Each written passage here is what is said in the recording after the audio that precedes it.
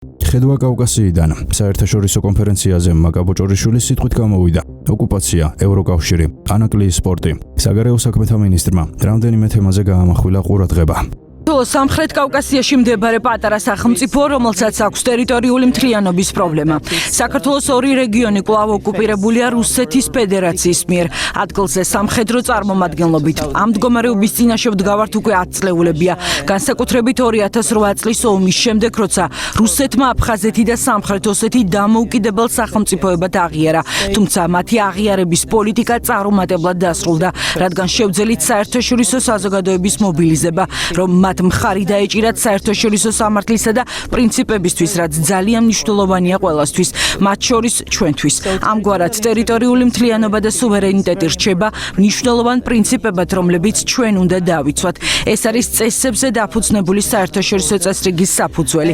განვაგრძობთ ყველა საერთაშორისო ფორმატის და ფორუმის გამოყენებას, რომ ვისაუბროთ ამაზე და გამოვნახოთ გამოსავალი კონფლიქტიდან, რომელიც გვაქვს სამხრეთ კავკასიაში და დღემდე საფრთხეს უქმნის მთელი რეგიონის უსაფრთხოებას. ჩვენ ძალიან ხმამაღლა და მკაფიოდ ვაცხადებთ ამ კონფლიქტის გადაჭრის გზებზე, რომ ეს მხოლოდ მშვიდობიანი გზით უნდა მოხდეს.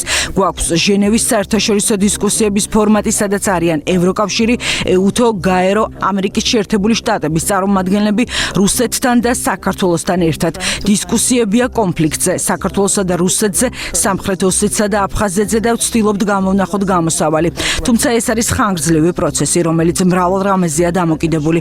მე არ მაქვს კონკრეტული რეცეპტი თუ როგორ გადავჭრათ ეს პრობლემა დღესვე, თუმცა მჯერა, რომ ეს პრობლემა აუცილებლად გადაიჭრება და უნდა გადაიჭრას, რადგან ეს მნიშვნელოვანია მთელი რეგიონისთვის, არა მხოლოდ სამხრეთ კავკასიისთვის, არამედ ფართო რეგიონისთვის და ეს ევროპული უსაფრთხოებისთვის, რადგან მე საქართველოს ევროპული უსაფრთხოების კონტექსტიდან ვერ გამოვყოფ. უპირველეს ყოვლისა, ხაზი უნდა გაესვას საქართველოს როგორც განვითარებადი ქვეყნის და ამავე დროს როგორც შუადერფნის მონაწილე მნიშვნელოვანი მოთამაშის ერთ-ერთ მთავარ პრიორიტეტს, მნიშვნელოვანი როლი შეასრულოს დაკავშირებადობის პროექტებში. ჩვენ გვაქვს გარკვეული შესაძლებლობები ამის განსახორციელებლად, მაგრამ კიდევ უფრო მეტი გვაქვს დასაკეთებელი. სწორედ ამიტომ ჩვენ დიდ ინვესტიციას ვახორციელებთ ინფრასტრუქტურულ პროექტებში, ამიტომაც მნიშვნელოვანია ჩვენთვის დაკავშირებადობის პროექტები.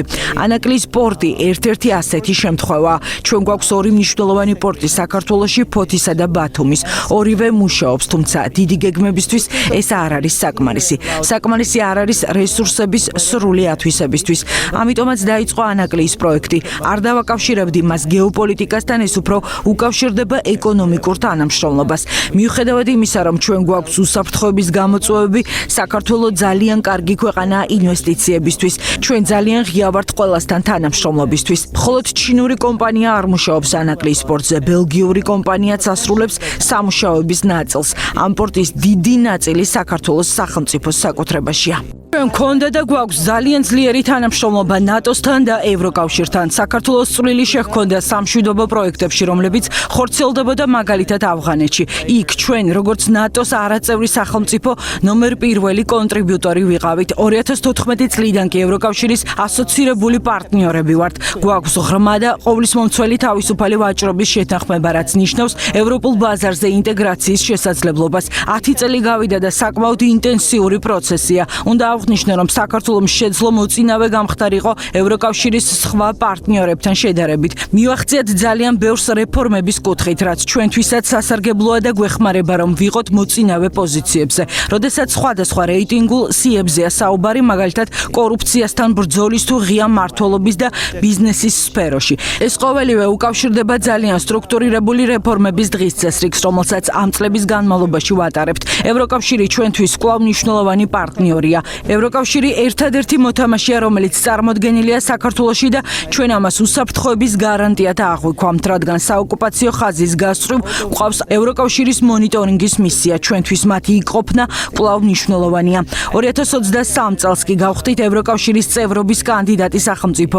ეს ჩვენთვის დიდი ხნის მიზანია, რომელიც გაწერილია საქართველოს კონსტიტუციით. სხვათა შორის სწორედ ამ მთავრობამ მიიღო გადაწყვეტილება, რომ ეს მუხლი კონსტიტუციაში ჩაედო 2018 წელს. ეს კვლავ რჩება ჩვენი საგარეო პოლიტიკის მთავარ მიზნად, რომელსაც უნდა მივახციოთ.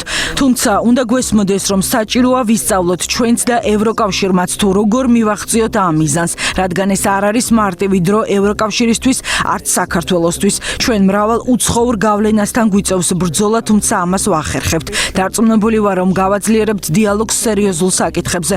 როდესაც ევროკავშირზე ვსაუბრობთ, ერთი რამ უნდა ითქვას, საქართველო და ეს რეგიონი ახალია ევროპისთვის. ჩვენ ჩვენს თავს ევროპელებად მივიჩნევთ. ეს არის ევროპული ქვეყანა, თუმცა ჩვენ არ გვაქვს ევროპულ სტრუქტურებში ცხოვრების ისტორია. იგივე შეიძლება ითქვას ევროკავშირზე. კი, ისინიც გვხედავენ ევროპელებად, თუმცა მათაც არ აქვთ ჩვენთან როგორც ერთ ოჯახად თანაცხოვრების გამოცდილება. სწორედ ეს უნდა ვისწავლოთ. თუ კი რუკას შევხედავთ, ეს საკმარისია იმის აღსაქმელად, თუ რამდენად კომპლექსურია ეს რეგიონი. საქართველოსა და ევროკავშირს სჭირდება სერიოზული დიალოგი იმაზე, თუ როგორ უნდა გახდეს საქართველო ევროკავშირის წევრი.